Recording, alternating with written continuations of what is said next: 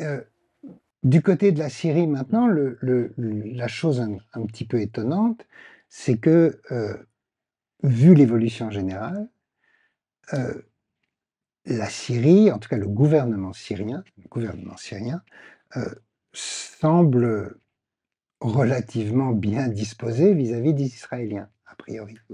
Puisque, d'un côté, comme tu disais, ils se sont réjouis, heu, des bombardements de l'Iran jusqu'à un certain point. Ils n'ont pas les moyens de résister de toutes les manières. Heu, donc on pourrait imaginer que de ce côté-là, c'est bon pour les Israéliens et le gouvernement syrien est prêt à toutes les concessions. Et néanmoins et néanmoins, les Israéliens continuent à bombarder la Syrie, continuent à on va y revenir peut-être Oui. plus en détail, une instrumentalisation de plus en plus forte et évidente, des Druzes. Mmh. Heu, donc que se passe-t-il de ce côté-là? Oui. Alors, je pense qu'on avait évoqué la dernière fois les tentatives de négociation indirecte entre Syriens et Israéliens. On évoquait dans le temps des réunions aux Émirats, à Oman, il y a eu après une réunion à Bakou, en Azerbaïdjan. Ce qui était surprenant, c'est comment Trump, après sa visite en Arabie Saoudite, et ça c'est le rôle saoudien, a été invité à rencontrer Sharer, le président syrien, et il a accepté. Il a fait même un petit éloge de ce monsieur. Suite à cette rencontre, les Américains ont déclaré, ont annoncé qu'ils allaient finir avec la politique de sanctions.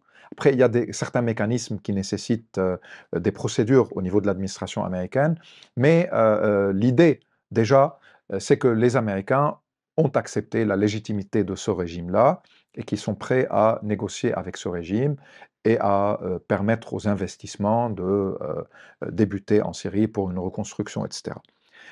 En échange, la question israélienne s'est certainement posée et l'idée d'une normalisation, on a même évoqué les accords Abraham pendant un moment que la Syrie allait signer un accord avec Israël.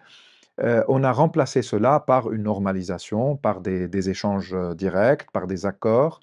Mais les Israéliens ont compris à quel point le régime syrien a besoin des Américains, a besoin des Émirats, de l'Arabie saoudite, du Qatar, de la Turquie, des Européens pour se relancer économiquement, parce que la Syrie est en faillite et c'est un grand pays. C'est pas une reconstruction qui peut être rapide, elle va nécessiter des centaines de milliards de dollars.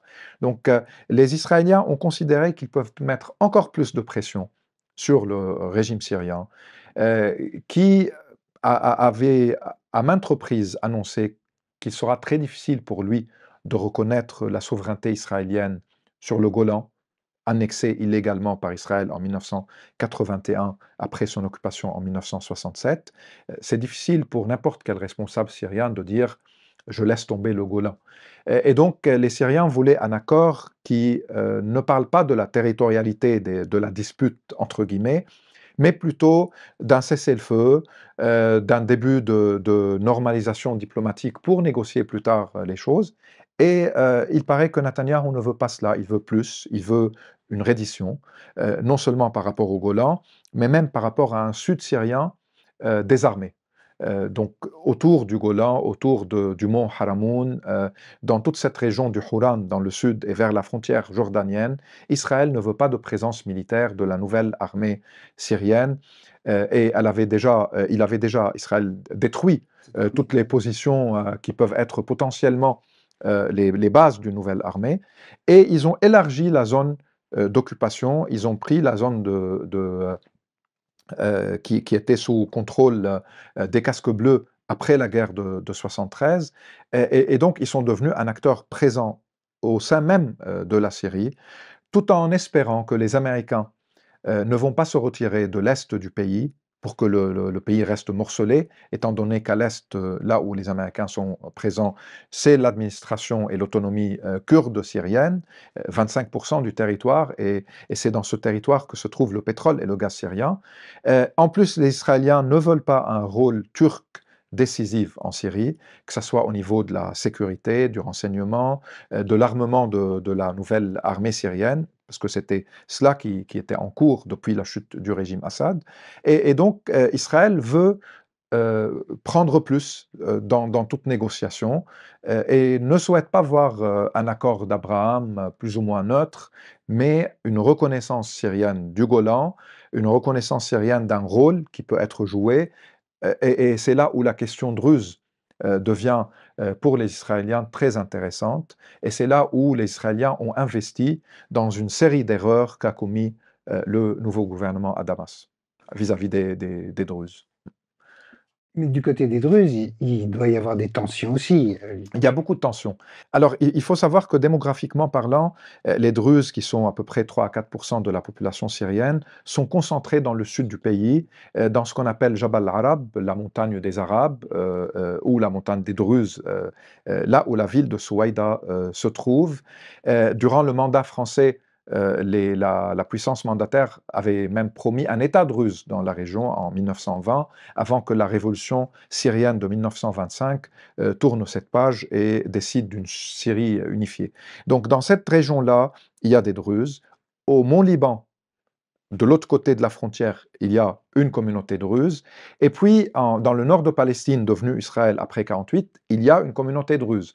Et dans le Golan occupé, la seule communauté qui est restée syrienne sous l'occupation israélienne est druze.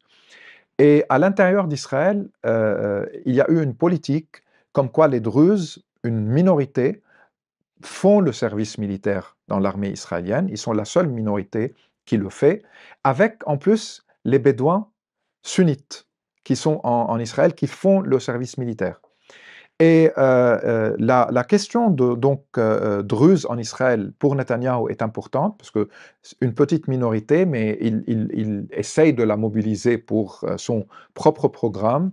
Il prétend qu'il veut la garder tout le temps soudée et loyale à l'État, mais c'est aussi pour des enjeux électoraux. Et il y a un cheikh Druze en Israël, Cheikh Tarif, qui est dans une logique sioniste et qui considère que tous les Druzes dans la région doivent suivre la logique israélienne et qu'une alliance entre minorités dans la région doit s'imposer.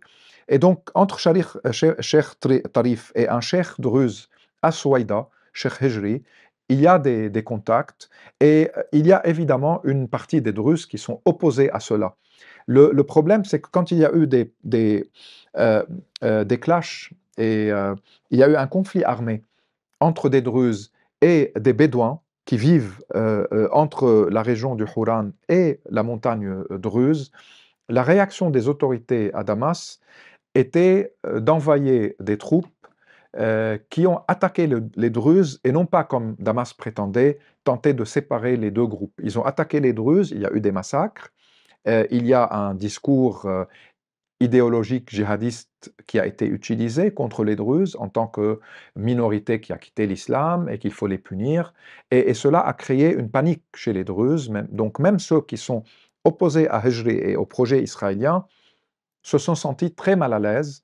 Et Israël a décidé à ce moment-là d'aller frapper Damas, raid aérien, de frapper des convois militaires de la nouvelle armée syrienne en disant qu'ils étaient en direction de Souaïda pour commettre des crimes, donc on protège les Druzes. Et depuis, l'armée syrienne n'a pas le droit de rentrer dans la région. Il y a un feu, il y a une ligne rouge israélienne et il y a aussi des combattants druzes bien équipés et déterminés à défendre la région. Donc c'est comme s'il y a deux agendas qui sont retrouvés et beaucoup de Druzes se sentent perdus, mais se sentent trahis aussi par Damas. Du côté de Damas, ils considèrent que, comme la question alawite, et il y a eu des crimes et des massacres sur le littoral en mars 2025, cette question druze et la question kurde sont instrumentalisées pour ne pas permettre à Damas d'unifier le pays et de relancer l'économie, la reconstruction. Et donc, ils prétendent qu'il n'y a aucune politique délibérée de leur côté de faire mal aux Druzes ou de les opprimer, mais que c'est un séparatisme druze qui les oblige à agir de la sorte. Donc, il y a certainement un problème à Damas, la politique n'est pas claire. Shara, je ne pense pas qu'il contrôle tous les siens, il a besoin de temps et cela ne justifie pas de toute façon le fait qu'ils ne tentent pas de s'imposer différemment. Il n'y a pas un dialogue national qui a eu lieu pour le moment, il n'y a pas une justice de transition assez solide qui a été mise en place. Avec les Kurdes, ça traîne, il n'y a pas de solution. Et évidemment, maintenant qu'il y a eu les massacres ou les combats à Souaïda et l'intervention israélienne, du côté des Kurdes, on a maintenant beaucoup plus de questions à se poser par rapport aux négociations avec Sharar qui devaient avoir lieu pour une unification du territoire. Donc ça se complique à Damas certainement. Et Sharar compte toujours sur les Saoudiens, euh, peut-être plus que sur les Qataris. Il comptait sur la Turquie, mais maintenant les Américains et les Israéliens laissent comprendre qu'un rôle turc à Damas, qui dépasse certaines limites, n'est pas toléré. Et donc la Syrie se trouve aussi dans une situation très délicate, mais euh, pas par rapport évidemment aux Iraniens, comme on disait au début. Et du côté de ces frontières, il n'y a que la frontière, deux frontières qui sont ouvertes et importantes économiquement, la jordanienne et la turque. La, euh, la frontière irakienne, elle peut avoir des tensions de temps en temps, et la frontière libanaise, c'est la même chose. Il y a même parfois des clashs entre l'armée libanaise et des passeurs des deux côtés. Comment est-ce que la Turquie réagit au fait que son aire d'influence est soudain limitée par Oui, les Israéliens et du coup par les Américains, puisque les Américains suivent tout ce que les Israéliens font. Or, la Turquie pensait pourtant que le nouveau régime, c'était euh, son entrée dans la Syrie de oui. façon assez claire et une manière de contrôler les Kurdes en plus. Oui, la politique d'Erdogan a souvent été celle de profiter des manquements et des fragilités des autres acteurs. Par rapport à la Syrie, il y a eu l'obsession kurde pendant un très long moment. Et puis, peu à peu, la Turquie a construit dans le nord-ouest et le nord syrien une présence politique et économique importante. Erdogan voulait aussi utiliser cette zone pour rapatrier des réfugiés en Turquie même. Et puis, quand les opérations militaires de l'opposition ont commencé fin novembre 2024 et jusqu'à la chute du régime le 8 décembre 2024, la Turquie se présentait comme le garant, le sponsor de la nouvelle direction politique du pays, avec des projets économiques, avec un soutien de la nouvelle armée. Et on a pensé que c'est vraiment Ankara qui va être l'allié principal de Sharar. Sharar a certainement besoin du soutien turc, mais il a aussi voulu se libérer un peu de cette possible hégémonie turque en tout de suite rendant visite à l'Arabie saoudite et aux Émirats, même avant d'aller au Qatar, l'allié de la Turquie, pour essayer de diversifier un peu, pour ouvrir un peu plus de champs de manœuvre pour sa nouvelle direction. Économiquement, il l'a justifié aux Turcs que c'est pour des raisons surtout économiques, mais je pense qu'il avait compris des Saoudiens et des autres que les Américains peuvent être derrière les Israéliens dans une volonté de réduire l'influence turque. Donc, vaut mieux ne pas se positionner tout à fait avec les Turcs pour ne pas subir des conséquences encore plus lourdes. Et puis Israël a commencé à frapper certains dépôts d'armes qu'on considère turcs, puisque la Turquie aide la nouvelle armée syrienne et tout. Donc ça réduit un peu l'influence de la Turquie, au moins dans certaines régions.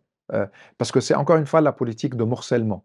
Et Israël veut cette politique-là. Vous voulez avoir une influence, c'est dans le nord de la Syrie, là où vous étiez avant. Mais Damas, c'est plus du côté du centre, du sud.